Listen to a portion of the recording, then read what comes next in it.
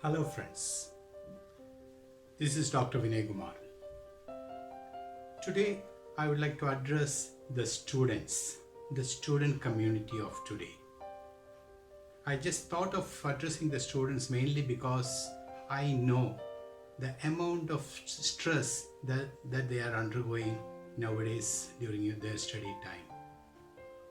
During my generation, when we were students, we didn't have so much of stress. We enjoyed our studies, we enjoyed our schooling and the period in the college. We enjoyed and we did not spend so much of time as the present generation is spending in front of the books. And the stress and the tension that they have for the so-called marks, it's really too much. Maybe because of the present education system. The education system is so that the students are forced to get more marks. But the more they desire to get the mark, the more they have to do the work. And that work makes them tensed. And also the expectations from the parents, from the society, and from he himself.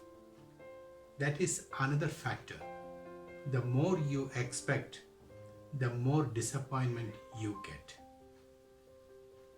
But, however, if we want success in the life, in the present scenario, there is no other choice than getting good marks. And if you want to get good marks, you have to work very hard also. So, what is the proper way of studying? As a student, what are the things that you have to take care of? I would like to talk to the students. Recently, I happened to attend a discourse of one of the Swamijis. And in his discourse, he mentioned these things during the speech. And I liked it very much. So I thought the student community will be making use of these things that I'm going to tell. There are certain things that the students should take care of. There are some instructions, some useful tips that the Guruji gave to the audience. Let us see one by one. There are about 5 instructions, 5 points that the Guruji mentioned in that particular discourse. Let us see one by one. The first thing, before explaining these things, let me tell you, all these things are from the Holy Scriptures. All these things are mentioned in some of the Holy Scriptures. And Holy Scriptures say what the students should do, what the parents should do, as teachers what should be done. All the things are given in the Holy Scriptures. If you go through all the Holy Scriptures, let it be any religion's Holy Scriptures, but everything is very clearly marked in that. So those are the instructions to be followed in everybody's life, just like the Tamil Tirukkural. There is nothing which is not in Tirukkural. So everything is mentioned in our Holy Scriptures. And so these are some of the quotes from the Holy Scriptures. If we just go through, we will be able to see all these points. But where is the time for the students to go through the Holy Scriptures? So here are the instructions which is taken from the Holy Scriptures and which the Guruji gave in one of his speeches. Now let us see the first one. The first one is Kaka Cheshta. Kaka Cheshta. Kaka is crow. Cheshta is the effort or the work of a crow. What has present-day education to do with a crow? What should the students learn from a crow? Quite a lot. Quite a lot we have to learn. Haven't you heard the story of the crow, the thirsty crow? The thirsty crow was flying for getting some water and did not find water anywhere else. At last found little bit of water in one of the pots and the crow was not able to drink it. So what did the crow do? went and picked a stone and put it in the pot. One by one, he took the stones and put it in the pot. As the stones started filling the pot, the water level kept rising. And when it raised up to a certain level, the crow was able to drink water. Is it not intelligence? A crow is very intelligent. A crow is very hardworking. And a crow, I don't know whether you have noticed or not, you just give some food to the crow doesn't come and sit and then start eating that. What does it do? It crows. It makes sound so that all the other friends and relatives of the crow come there to eat together. It teaches what cooperation is, what sharing is. And this is the quality the students should have. The first quality, Kaka Cheshta. What qualities the crow has? 1. Intelligence. Must be able to decide what to learn and how to learn. Hardworking. Must prepare a chart, what I am going to study and how am I going to study, what time am I going to study, what am I going to have the follow-up, all those things. And I mentioned one quality of the crow, sharing. What has sharing to do with learning? Right, the best way to learn something is to teach somebody. So if there is one of your friends who doesn't know a chapter or a concept, try to teach him that and you will learn better. So you are doing a favor to your friend, at the same time you are gaining double the knowledge also. So sharing your knowledge is the best way to learn also. That is taught by the crow. So that is the first one. The second one is Bhako Dhyanam. Bhako Dhyanam. Bhako means crane. Have you seen the crane sitting by the side of the river or in the water? It always lifts one leg and it closes its eyes sometimes, and it keeps standing there as if it is meditating. It's not meditating. It's doing something. What is it doing? Do you know? It has very long legs. Very long legs. So only the legs will be inside the water. And just like it's closing the eyes, it's not fully closing the eyes, it's focusing. It is focusing on its food, the fish that swim in the water. Lot of fish come and touch its leg and go, but the crane doesn't catch that. What does the crane do? It focuses, and the moment a big fish comes near its leg with its long beak, it just grabs that fish. It has patience and it focuses. Its goal is to catch a big fish. So it doesn't bother about the small fishes that come near the legs. It focuses, it concentrates, and it knows its goal. Its goal is to catch a big fish. And that is what it does also, by patiently waiting for the right moment. You have to learn that patience, and you have to learn focusing on your goal.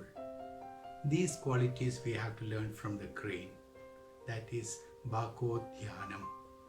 Dhyanam is meditation, but the crane doesn't meditate, it focuses. The next one is Shwan Nidra. Shwan Nidra. Shwan is dog. Nidra is sleep. The dogs sleep. Have you noticed the dog? It goes, and before sitting in one place, it just turns around. It turns this side and that side, and then it sits. You know what the dog is doing? It's finding out from which direction the wind is blowing, and it sits in such a way that its nose is opposite to the wind, so that it can smell anything that is coming from very far away. And he is so tricky. Okay, sitting is okay, but once it starts sleeping, what happens? You just go near or little bit far and then do like this. The dog gets up.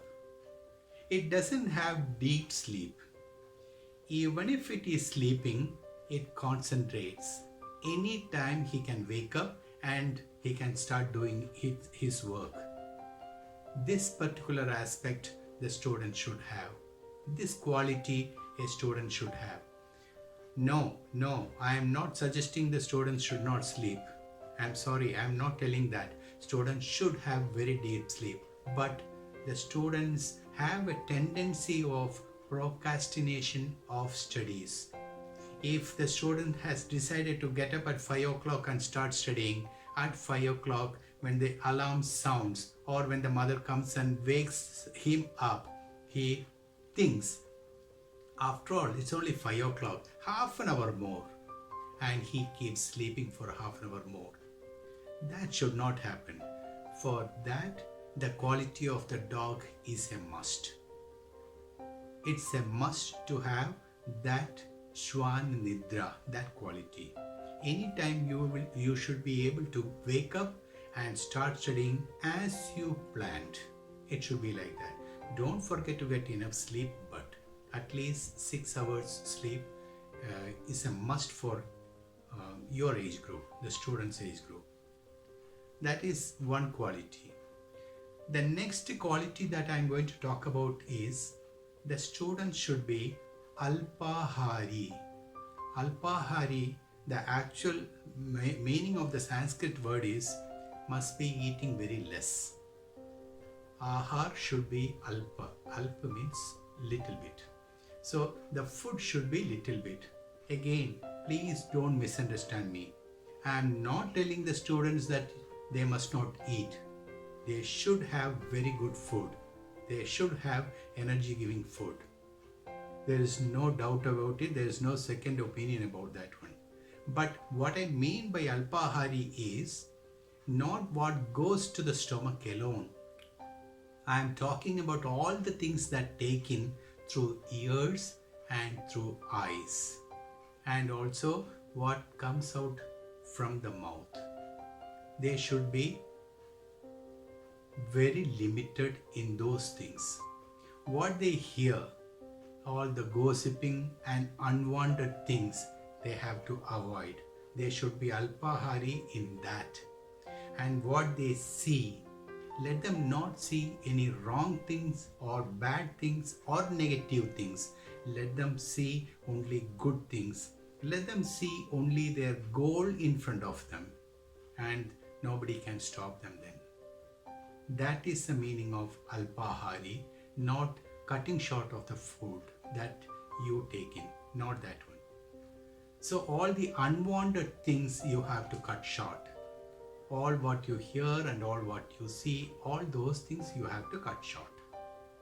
That is the meaning of Alpahari. And the last quality a student should have is Grihatyagi. Again, the meaning of this word, Griha is house, Tyagi is sacrifice, the one who sacrifices. So again, don't misquote me and don't misunderstand me. I am not telling the students to get out of the house and then run away somewhere else. No, don't run away from the house.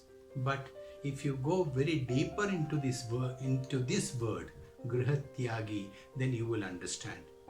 Grih is the home. All the comfort in the house, everything that you have, a luxurious living in the house, you have to sacrifice. Means all the comfort that you have to sacrifice. In short, I can say you have to come out of your comfort zone so that you will be able to study nicely. So when I tell comfort zone, it means maybe your friend circle, your playing time, your screen time. Screen time includes TV, mobile phone, laptop, iPad, and all those things, your internet, and all those things. TV can be an addiction to many students. Avoid that one, and that is Grihatyagi. You need not leave the house and go, but you have to leave the comforts that you have in the house, and then you can become a very good student. These are the qualities that I thought a student should have to study well. And once you have all these qualities, no one can stop you from becoming a good student. And one more thing that I would like to tell all the students, please don't study to get the mark. Please study to improve your knowledge. Your mark may help you to get into a good institution the next year, but that will not help you in your life. If you want success in your life, it's not the mark that counts, it's the knowledge that matters. So understand the concept and study well. You can improve the knowledge very, very well. And don't forget to get the blessings from your parents too, your parents and elders, and that will take you a long, long, long way then. All the very best of luck to all the students. Do well, and I'm sure you will get success in your life. Thank you for watching, and if you liked it, please share it with your friends too, so that they also will be knowing these qualities of the students. And see you again in my next video. Till then, bye.